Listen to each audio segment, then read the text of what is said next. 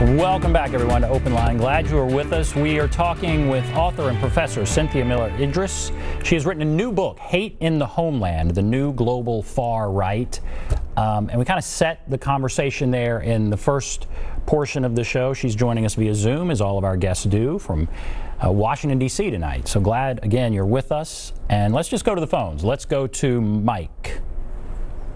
Hello, Mike. Good evening, Ben, and good evening to your guest. I'm sorry I forgot the name that they had under her, but I see that she's very knowledgeable in her study of hate groups. First of all, I would like to ask her, what did she think of the first presidential debate when Trump, his interpretation of telling the Proud Boys to stand back and stand by? Do you see that as part of trying to instigate some kind of civil unrest? And if so, I think it's shameful on my part. As far as these hate groups and how they multiply, first thing is the snakes started coming out of the ground once President Obama actually got elected, which a lot of people thought wouldn't happen. For decades, centuries now, we've been letting people wear masks as if they're good individuals, but when President Obama got elected, we saw a lot of ugliness and hate we still have in this country. It may not be Jim Crow. It may not be lynching as much. There are suspected lynchings that have happened, a couple recently. But basically, 9/11, the FBI reassigned a lot of FBI agents to anti-terrorism. Some of those agents were normally used for infiltration of not only hate groups, but motorcycle groups like the Hells Angels and the Mongoose. And basically, a lot of resources were taken away of infiltrating the groups like they did recently with the attempt assassination of Governor Whitmer and also the governor of Virginia that people leave out. Also, there was another group that was busted. There was a extreme right-wing group. I say to anybody, if you have kids, why wouldn't you want your kids to grow up in a loving society? I don't care what race you are. It seems like you would just want peace, just simple peace. And it seems like we have a lot of people that are fearful that their population is diminishing and they don't know what to do. And we have to kind of educate those people. Okay, Mike, you've brought up a lot of stuff. Let me ask. Yeah. There's several. All right, I'm fascinated by a few things. I'm going to ask about President Trump and political situation in a moment. But I like the motivation. What is the true motivation? Because I relate to what he's saying. It seems like if you have kids, you would want them to grow up in a loving society. But they feel motivated by these groups that they are being, I guess, done away with, destroyed. They're fighting to save their identity, I guess. What is the motivation? Yeah, for the white supremacist fringe, they are clearly motivated by, and it's a global ideology, a conspiracy theory even, that is called the Great Replacement. In some places it's called, in the US, white genocide. They call it in Europe, Eurabia, which is the idea that there's not just a declining percentage of whites in a country or in a given place, but that's an orchestrated effort, that there's an orchestrated attempt by elites or by Jews or Muslims, depending on the conspiracy theory, to get rid of white society and replace it with multicultural communities. And when you hear things like in Charlottesville, young men marching across a campus chanting, "You will not replace us," and chanting, "Jews will not replace us," that's what they're referring to, is that conspiracy theory, this idea of a replacement.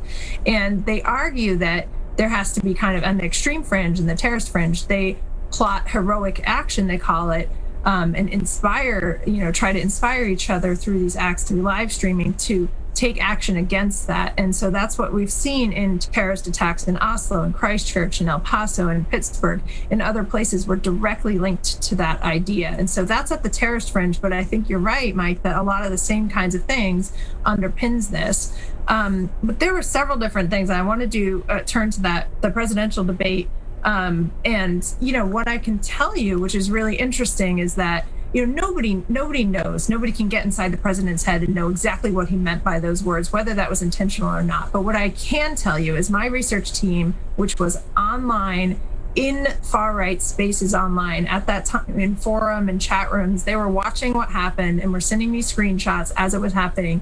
Immediately, far-right groups were celebrating. They believed that that was a call to action. They were giving thumbs up. They were celebrating that they had been called to stand back, stand by. And so within minutes, there was a new logo for the Proud Boys. Within 12 hours, they were selling a T-shirt with that logo, which then got pulled from platforms online. But so, you know, of course it matters if it was intentional or not, but in my view, what matters even more is how it was received. And the way it was received was as legitimation. And so that perceived legitimation is really dangerous. And I think that's what we've seen again and again, is a perceived kind of legitimation, a sense of valorization of violence, of calling a vigilante young man a hero for, you know, I mean, language of, instead of trying to de-escalate and you know, and harmonize kind of things in a different way. We have seen that. The second point that I really wanted to pick up on, which is really important that Mike said, is absolutely true, which is that you can't blame everything on one administration. I think that's really important, that the rise in hate groups, the astronomical rise in hate groups, started before this administration. It happened after Obama was elected. President Obama was elected in reaction to the first election of an African-American president. And what we saw was that was the real burst of hate groups. It was, you know, sort of developing for a while. Then you have this perceived legitimation happening periodically through statements like that.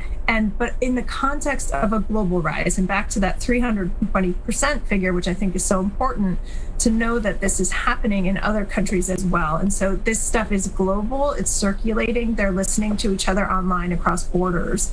And finally, absolutely, this has been really well documented in testimony after testimony before Congress by the director of the FBI, that there is an imbalance in resources. There is a mismatch between how the FBI has divided up their resources to attend to what they call domestic terrorism versus international terrorism. So Islamist terrorism versus primarily Islamist terrorism versus other forms of terrorism in the US, anti-government and white supremacist extremism.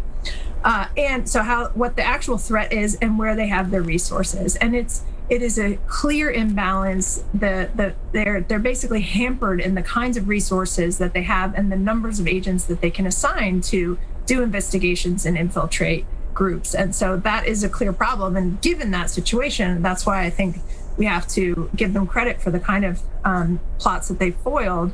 You know, just last year, 44 different plots were either foiled or there were domestic terrorist attacks in the US. And so, but they have done quite a lot to foil. And as people have repeatedly said, you know, the law enforcement has to get it right every single time, but, you know, terrorists only have to get it right once. And so my goal in the lab that we're doing is to we'd like to prevent a lot of that stuff from ever reaching the point of having to surveil and monitor and intervene, reduce the law enforcement solutions, also for all the reasons that we would like to reduce law enforcement engagement if possible.